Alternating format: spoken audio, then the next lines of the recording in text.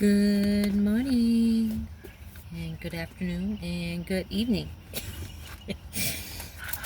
So it's Paulette again, and today is Tuesday, July 15th, 2026, and it's a 5-day, so it's full of grace. And it's my 92nd video, and I think it's like it's kind of late in the morning for me. I think it's a little bit before 8 maybe, but when I was like gonna do my video, I realized I didn't do anything. I was really slacking yesterday, but that's okay. So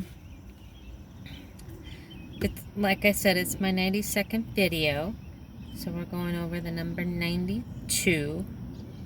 Oh, and I wanted to figure out the gematria on it, but that's all right. But 92 was the age of Joshua, when he was appointed by God to divide the promised land among the tribes of Israel, which I know people lived longer back then, but can you imagine living to 92 and then getting a major assignment in life?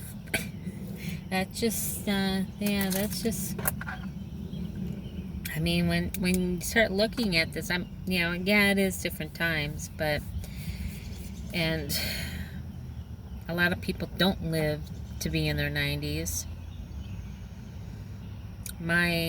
My father was almost 90, but he kind of gave up, because my mom had been gone.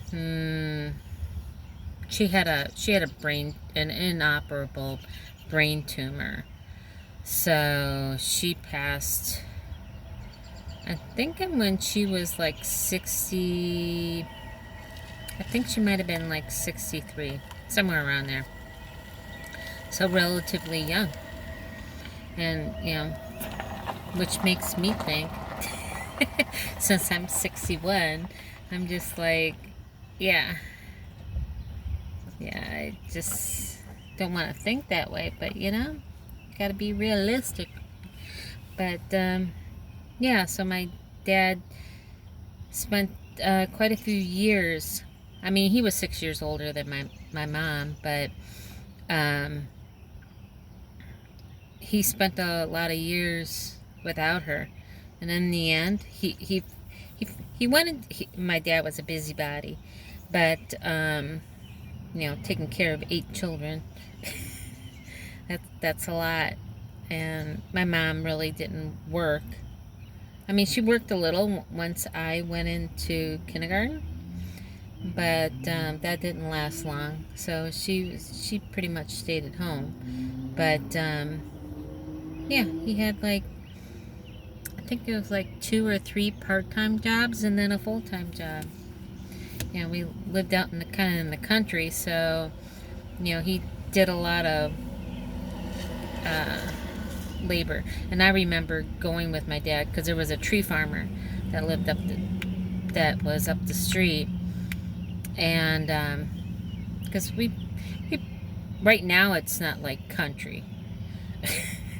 They really have built up the area, and they actually tore down my family home to basically build a subdivision on the property where I grew up at, because it was a big farmland. It was like 200 acres, so it's a lot for a housing development. But I mean, it was a good childhood. So I remember helping my dad dig up trees for the tree farmer. that was fun, digging trees, and he worked for someone that grew vegetables, and a little history there. Those good old days. So my dad, in the end, he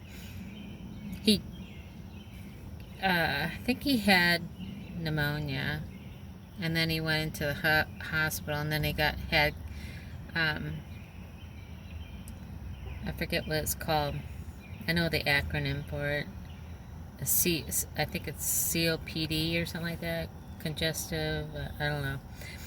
But yeah, so he finally said, I just want to, it's time to meet Marjorie, because that was my mom's name.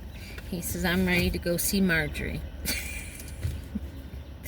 So he like gave up, and yeah, he went into a nursing home for not even 30 days because my sister got all the money back that basically that she gave to them for him to go in there, because yeah, he wasn't there long. Which, you know, I forget that one guy from India that started some organization in California. You might know who I'm talking about, but I think it was like from the 60s or the 70s. It was like a long time ago. That he said he got a message from God that he needed to come over and forget the yoga, because people's bodies were too close to, I don't know, the stories that I heard about why he was supposed to do, because yoga's not supposed to be, you know, which I have many questions, because if God says don't do those things, but yeah, he told him to do that. But someone said that people's bodies were too closed up. They weren't open to receiving God. But he basically decided he was going to die. And he basically said goodbye to these people. I forget what his name was. I can envision his face in front of me.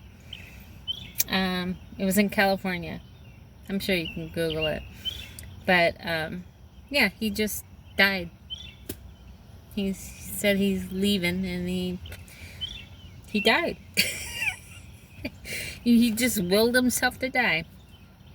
But we'll get back to our number 92.